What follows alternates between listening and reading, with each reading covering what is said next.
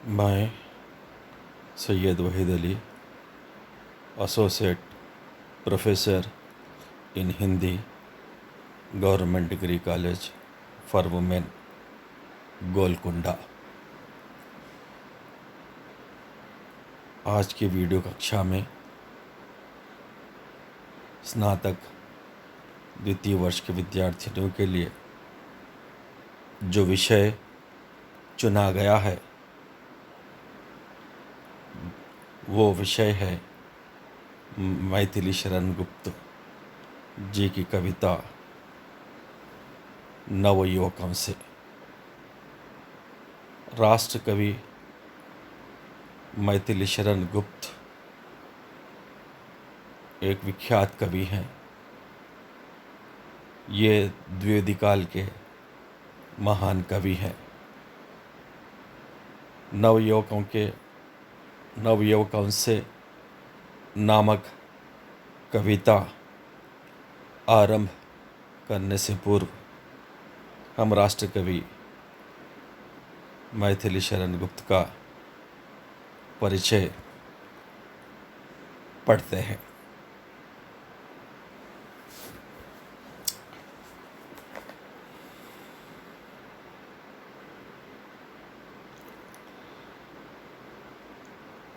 राष्ट्र कवि मैथिली शरण गुप्त सर्वाधिक लोकप्रिय कवि रहे।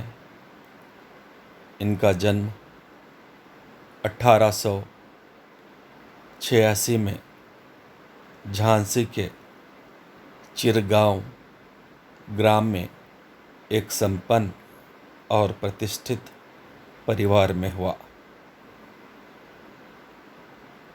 उनके पिता सेठ रामचरण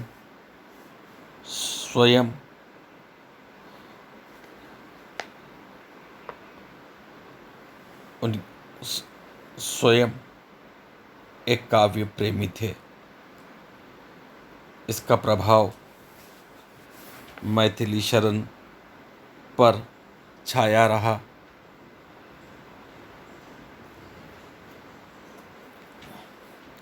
उनकी प्रारंभिक शिक्षा गांव में ही हुई। केवल 15-16 वर्ष की अवस्था में ही उन्होंने कविता लिखना आरंभ किया। आचार्य महावीर प्रसाद द्विवेदी की छत्र छाया में उनकी काव्य प्रतिभा पल्लवित एवं पुष्पित हुई। वे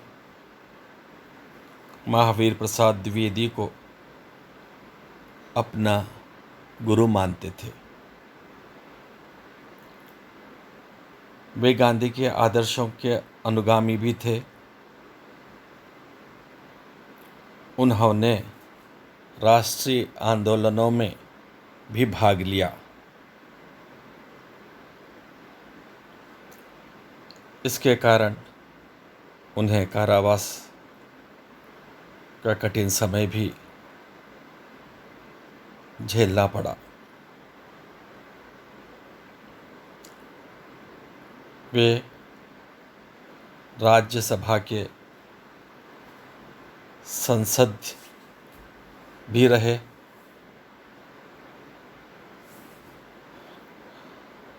गुप्त जी की साहित्यिक सेवाओं के लिए आगरा तथा इलाहाबाद विश्वविद्यालय द्वारा डिलीट की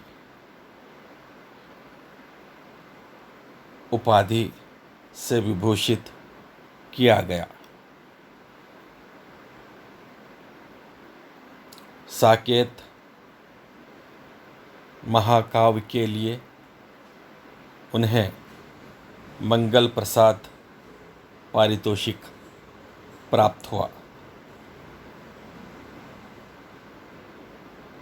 इन्हें भारत सरकार ने पद्म भूषण की उपाधि से भी सम्मानित किया।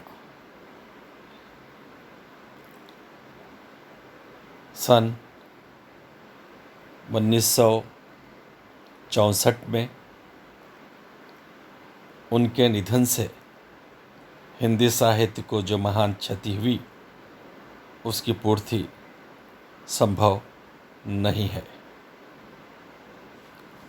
उन्होंने लगभग 40 रचनाएं की। उनमें प्रमुख हैं साकेत, जय भारत, यशोधरा, विष्णुप्रिया, जयद्रथ वध, पंचवटी, वन वैभव, सैरंध्री, मंगलघट, झंकार, उच्छ्वास, काबा और करबला, भारत भारती, स्वदेश संगीत, गुरुकुल, विकट भट्ट, शकुंतला, किसान, चंद्रहास, मेघनाद वध आदि उल्लेखनीय है।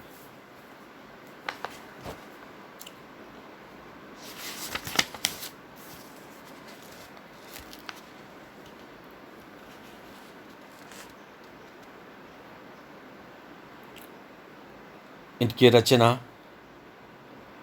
भारत भारती में राष्ट्र की वाणी मुखरित होने के कारण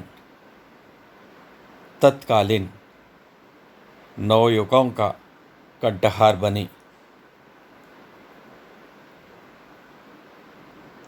तत्कालीन प्रमुख समस्या हिंदू मुसलमान की एकता थी। गुप्त ने काबा और करबला में दोनों की एकता पर बल दिया। गुप्त जी हिंदी साहित्य जगत में इसलिए विख्यात हैं कि उन्होंने समाज में अत्यधिक योगदान होने के उपरांत भी नारियों को उपेक्षित किया गया। गुप्त जी उन नारियों के प्रति विशेष संवेदनशील है जिसका त्याग, जिसका बलिदान अत्यधिक होने के उपरांत भी समाज में उन्हें कोई स्थान नहीं दिया गया। उन्होंने इस पुरुष प्रधान समाज में नारियों को एक प्रतिष्ठित स्थान दिलाने के लिए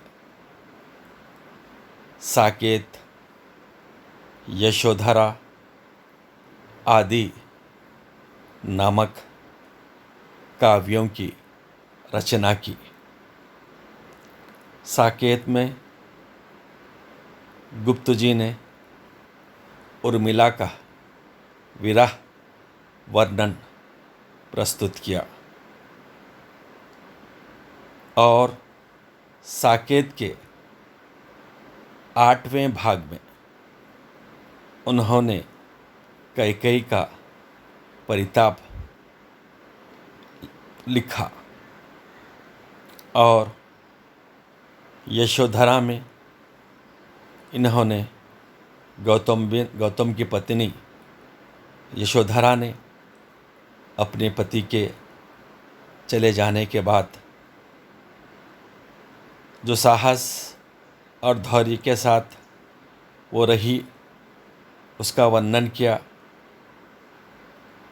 और इस तरह यशोधरा को भी एक महान स्त्री के तौर पर कवि ने अपनी कविता में चित्रित किया। साकेत पर इन्हें मंगल प्रसाद पारितोषिक पुरस्कार भी मिला। उन्होंने लक्ष्मण की पत्नी उर्मिला पर, उसके त्याग पर, उसके बलिदान पर बहुत कुछ लिखा। समाज में 8वें सर्ग में जब आते हैं साकेत में, तो कैकेयी का पश्चाताप के माध्यम से उन्होंने कैकेयी को भरत की माँ और एक महान महिला के तौर पर दिखाने का उन्होंने प्रयास किया। समाज में कैकेयी का नाम लेने से कई लोग चिढ़ जाते हैं और उससे घृणा भी करते हैं। और यहाँ तक स्थिति इतनी विकट हो चुकी है, कोई भी हिंदू समाज में जो पुत्री का जन्म होता है तो कैकेयी का नाम भी रखना पसंद नहीं करते। तो उस कैकेयी को गुप्त जी ने एक महान अबला के तौर पर, महान रानी के तौर पर दिखाया है। कैकेयी का पश्चाताप में उसका कुछ उदाहरण मैं कैकेयी के परिताप का आप मेरे विद्यार्थियों के समक्ष प्रस्तुत करना चाहता हूँ। कैकेयी ने इस प्रकार कहा, छल किया भाग्य ने मुझे अयश देने का, छल किया भाग्य ने मुझे अयश देने का, बल दिया उसी ने भूल मान लेने का, बल दिया उसी ने भूल मान लेने का। अब कटे सभी वो नाश के प्रेरे, अब कटे वो सभी वक्त नाश के प्रेरे, मैं वही कैकेयी वही राम तुम मेरे, और मैं वही कैकेयी और वही राम तुम मेरे। होने पर बहुधा अर्धरात्रि अंधेरी, होने पर बहुधा अर्धरात्रि अंधेरी, जे आकर करती पुकारती थी मेरी। लो कुहक ने ये लो कुहक ने ये तुम्हारा कुहक राम उठ जागा। ये देख निज मंजली माँ का स्वप्न उठ भागा। ये देख मंजली माँ का स्वप्न उठ भागा। मैं सहज माननी रही सरल छत्राणी, मैं सहज माननी रही सरल छत्राणी, इस कारण सीखी नहीं दैनी ये वाणी। किंतु महादीन हो गया मन मेरा, किंतु महादीन मन हो गया मेरा, भावग्न सहो जो तुम भावधन मेरे। इस पर राम कहते हैं, हे अम्भ तुम्हारा राम जानता है सब, इस कारण कुछ खेद मानता है कब। यहाँ पर इस पूरी कविता में कैकेयी पश्चाताप करती है, कैकेयी प्रायश्चित करती है ना। अब मैं वो कैकेयी नहीं हूँ जो पहले थी, अब मैं परिवर्तित हो गया हूँ। मुझ में द्वेष के स्थान पर प्रेम का प्रादुर्भाव हुआ। हाँ, भाग्य ने मुझे मेरे साथ धोखा दिया, जिस कारणवश मैंने ऐसा काम किया और जिसकी वजह से हे राम तुमको वनवास का को सहना पड़ा। जब आप बालक थे, जब तुम्हारी माँ से तुम नहीं संभल पाते थे, मैं स्वयं भी तुम्हें सारी रात जागकर संभाला था। और मैं ये मैं जो छत्राणी हूँ, मैं क्षत्रिय कुल की हूँ और मैं मान को बहुत ही ऊंचा देखती हूँ और मेरी वाणी में कभी दीनता नहीं होती है। लेकिन आज मैं आपके सम्मुख एक विनती करती हूँ, आपके सम्मुख एक प्रार्थना करती हूँ कि तुम मुझे क्षमा करें। और इस तरह कई राम से क्षमा चाहकर है ना पश्चाताप करती है। तब राम कहता है कि हे माँ, हे तुम्हारा राम जानता है सब, ये सब मैं सभी जानता हूँ। इस कारण कुछ खेद मानता है कब, इसकी वजह से मैं कोई बुरा नहीं मानता हूँ। क्योंकि जब मैं बुरा नहीं मानता, हाँ, तो तुम अच्छी हो। जब मैं तुम्हें बुरा नहीं मानता तो समाज क्यों बुरा मानता है। तो इस तरह जो एक कई का के नाम से जब बदनामी थी, अप्रतिष्ठा थी, उसको उन्होंने समाज में एक भली रानी के तौर पर प्रस्तुत करने का गुप्त जी ने प्रयास किया है। इसके अलावा हम यशोधरा में देखते हैं कि यशोधरा ने बहुत कुछ त्याग किया है, बहुत कुछ बलिदान दिया है। सारा संसार गौतम बुद्ध को जानता है, उनकी प्रशंसा करता है, भूल जाते हैं यशोधरा के त्याग को।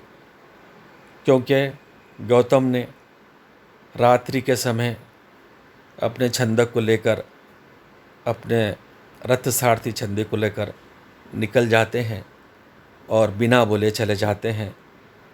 तब यशोधरा को एकमात्र ये दुख था, एकमात्र ये दुख सताता था कि वो कहती थी कि हे सखी, वो मुझसे कहकर जाते।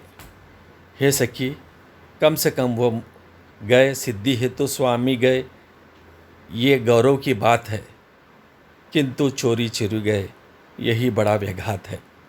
यानी चोरी चोरी जाने की क्या आवश्यकता थी।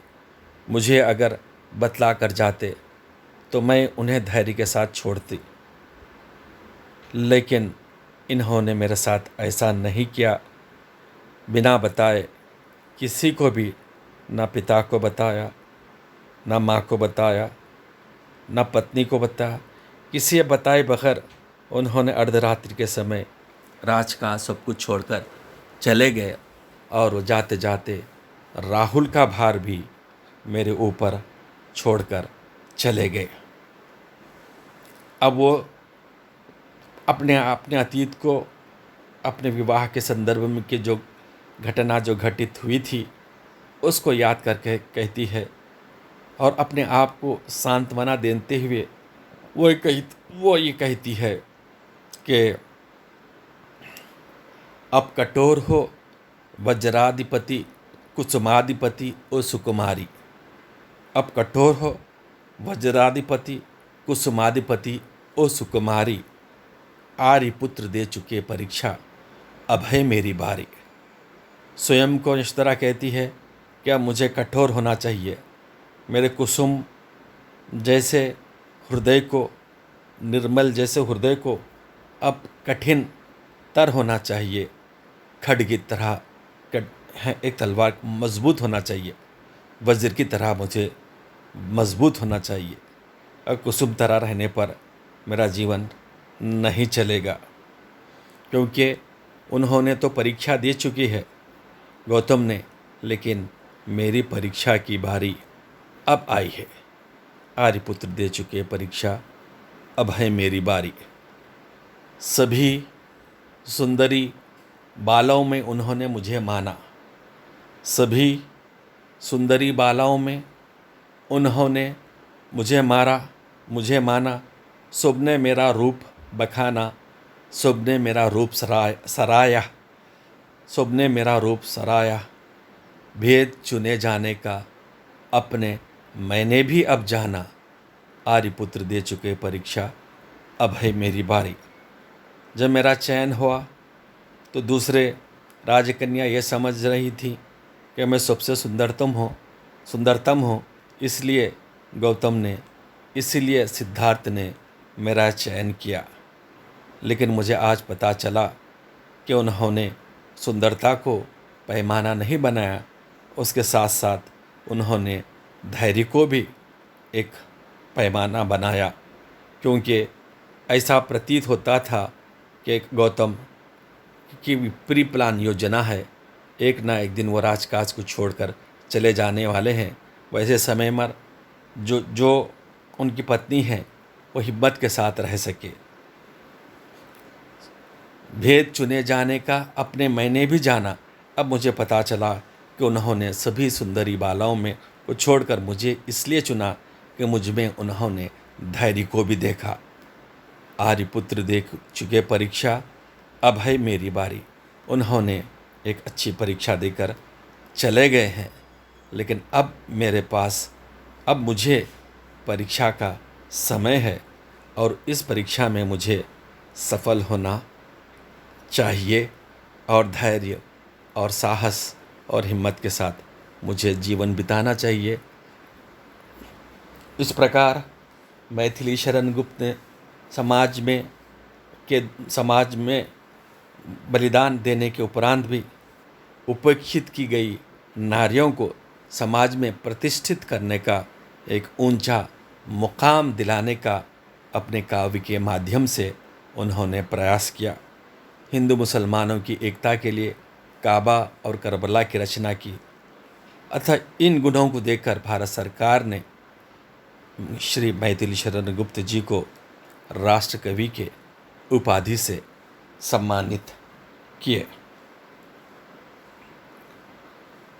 प्रस्तुत रचना में गुप्त ने नवयुवकों को ओजपूर्ण भाषा में प्रेरित किया।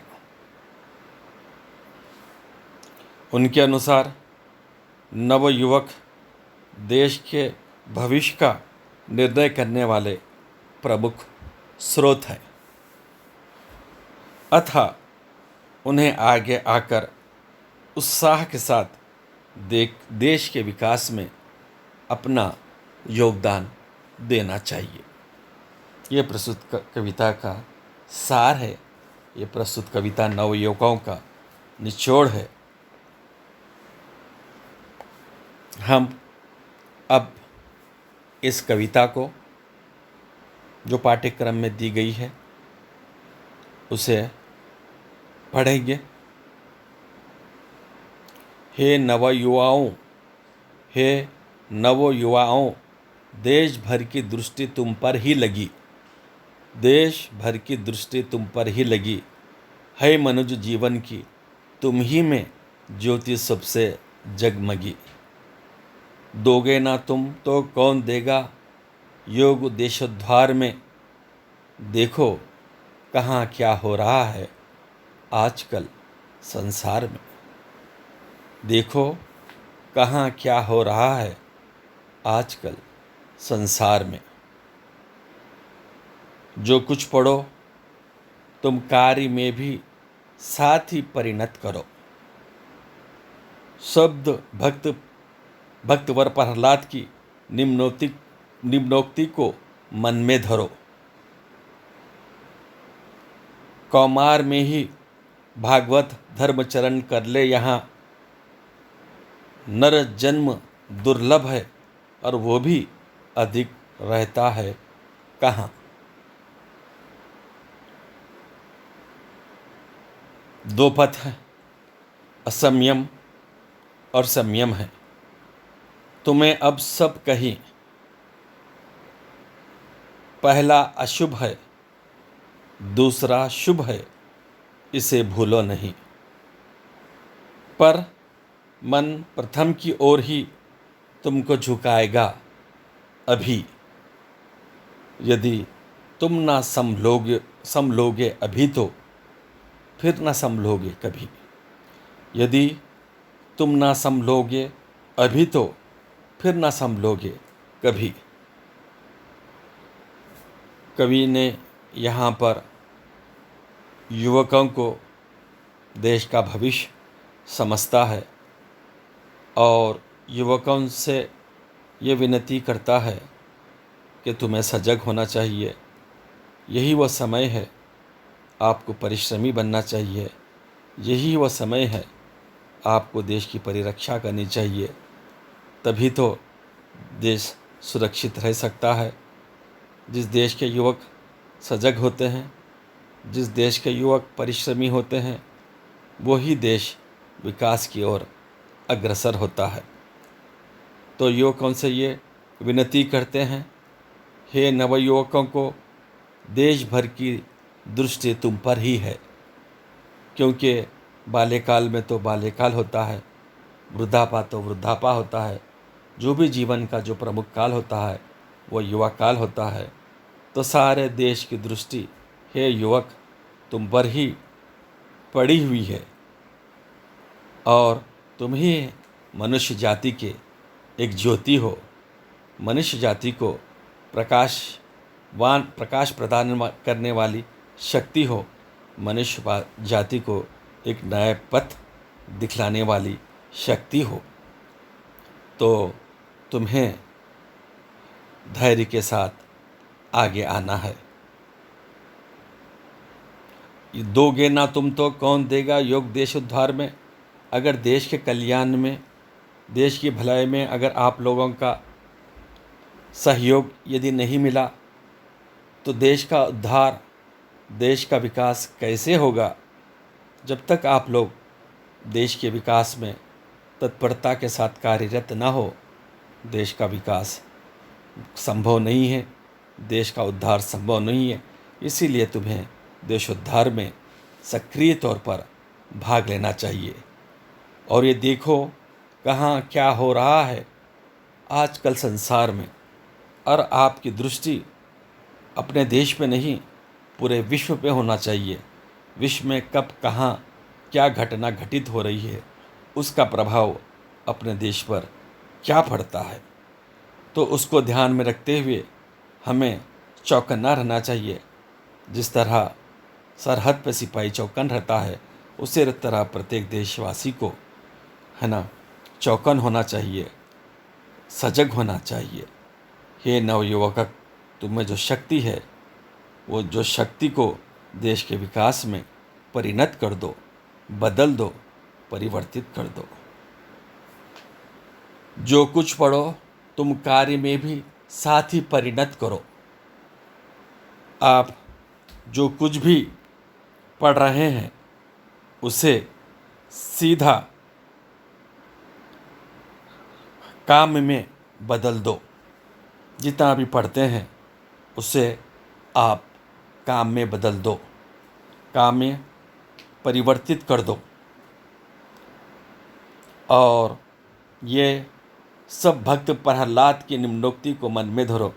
प्रहलाद ने जो बात बताई है, भगवत भक्ति की प्राप्ति जो होती है वो कहते हैं ना सौ को कौमारी में ही होती है और जल्द से जल्द और युवा स्थिति में भी होती है। तो उसी को आप ध्यान में रखते हुए कौमार में ही भगवत धर्मचारण कर लो। यहाँ जो कुछ भी काम अगर आप करना है, प्रहलाद को जो पौराणिक गाथा में प्रहलाद के बारे में कहा गया है उसकी स्मृति को याद करते हुए तुम्हें अभी भी जो कुछ भी काम करना है तो इसी समय आपको कर लेना चाहिए। क्योंकि जो काम अभी करेंगे वही काम सफल होगा। क्योंकि नर्म जन्म दुर्लभ है, क्योंकि इंसान की ज़िंदगी बहुत ही मूल्यवान है, बार बार नहीं मिलती। और वो भी अधिक रहता है कहाँ। और मनुष्य का जीवन ज़्यादातर रहता भी नहीं है। मनुष्य का जीवन ज़्यादा रहता नहीं है। जो चीज़ ज़्यादा नहीं रहती वो मूल्यवान होती है। जो जीवन आपको मिला है उस जीवन को सार्थक बनने के लिए पल पल को आप परि है ना देश के विकास के लिए काम करो। और नवयुवक ही ये काम कर सकते हैं कि जीवन बहुत ही मूल्यवान है और वो बार बार नहीं मिलने वाला है और थोड़ा समय के लिए ही है। इसी समय में को हम वृथा नहीं गंवाना चाहिए। देश के कल्याण के लिए, देश के विकास के लिए हमें कठिन परिश्रम करना होगा। और आगे कवि कहता है, दो पथ असंयम और संयम है, तुम्हें अब सब कहीं।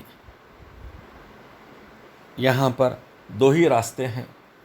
एक है असंयम, असहनशीलता, बेसब्री, इनटॉलरेंस, और दूसरा है संयम, टॉलरेंस, सब्र, संयमशीलता। दो है, दो रास्ते हैं। तो इन दो रास्तों में आपको कौन सा रास्ता चुनना है अभी आपको निश्चय करना पड़ता है। क्योंकि पहला रास्ता असंयम का जो रास्ता है वो बहुत ही अशुभ है, बहुत ही अशुभ है। क्योंकि असंयम जिसमें होता है वो सफल नहीं होता। इसलिए यह रास्ता अशुभ है। इनटॉलरेंस, असहनशीलता अच्छी नहीं है। दूसरा जो है संयम है वो है और शुभ है। इस बात को आप मत भूलो। पहला अशुभ है, दूसरा शुभ है, इसे भूलो नहीं और इस बात को मत भूलो और आप संयम के मार्ग पर आगे बढ़ो, सहनशीलता के मार्ग पर आगे बढ़ो। असंयम को आप त्याग दो। पर मन प्रथम की ओर ही तुमको झुकेगा। सभी लोग, ज़्यादातर हमारा जो मन है असंयम की तरफ ही खींच कर ले जाता है, असंयम की तरफ है ना आकर्षित करता है। लेकिन हमें उसके आकर्षण में नहीं जाना चाहिए। हमें असंयम को त्याग कर, छोड़कर संयम के डगर पर अपने मार्ग को प्रशस्त करना पड़ता है, प्रशस्त करना चाहिए। और कवि अंततः कहता है, यदि तुम ना संभलोगे अभी तो फिर ना संभलोगे कभी। कवि कहता है कि ये ऐसा समय है, युवा स्थिति, इसी वक्त आपको सजग होना चाहिए। क्योंकि मौके बार बार नहीं आते, अवसर बार बार जीवन में नहीं आता। आपको सजग, अब आपको संभलना इसी वक्त है। अगर आप नहीं संभलोगे, अब नहीं, आप जागरूक नहीं हुए तो फिर जागरूक कब होगे, कब होगे। है ना, किसी ने कहा कि जवानी जाने के बाद होश आया तो फ़ायदा क्या। तो इसीलिए हमें युवा स्थिति जाने के बाद हमें बुद्धि आने से कोई फ़ायदा नहीं है। हमको सजग होना है, हम तो जागरूक होना है। तो हमें इस युवा काल में ही जागरूक होना चाहिए। क्योंकि युवा ही देश का भविष्य होता है। नसीब हर एक का भविष्य होता है, परिवार का भविष्य होता है, राज्य का भविष्य होता है और देश का भविष्य होता है। तो युवा स्थिति में हम बुरे व्यसनों से बचकर, असंयम को त्याग कर, संयम के मार्ग को अपनाकर, है ना, कि हम सुस्ती को त्याग कर, परिश्रम को अपनाकर हमें सतत प्रयास करते हुए अपना और अपने देश का कल्याण करना चाहिए। और तुम्हें कवि ये कहता है कि युवा स्थिति में ही सजग और जागरूक होना चाहिए। यदि अब नहीं जागरूक होगे तो फिर होगे कब। इस तरह प्रश्नवाचक चिन्ह कवि लगाता है और ये कहता है कि हमें युवा स्थिति में ही जागरूक होना चाहिए। इस प्रकार प्यारे विद्यार्थियों, नवयुवकों के प्रति जो प्रेरणात्मक जो कविता है मैथिली शरण गुप्त ने जो लिखी है वो समाप्त की ओर समाप्त हो रही है। मैं आशा करता हूँ कि आप में एक नई प्रेरणा, नई स्फूर्ति आपके मन और मस्तिष्क में जागरूक हुई होंगी। इसी से हमारी ये कविता नवयुगों के समाप्त हो जाती है। आप सभी को बहुत बहुत धन्यवाद।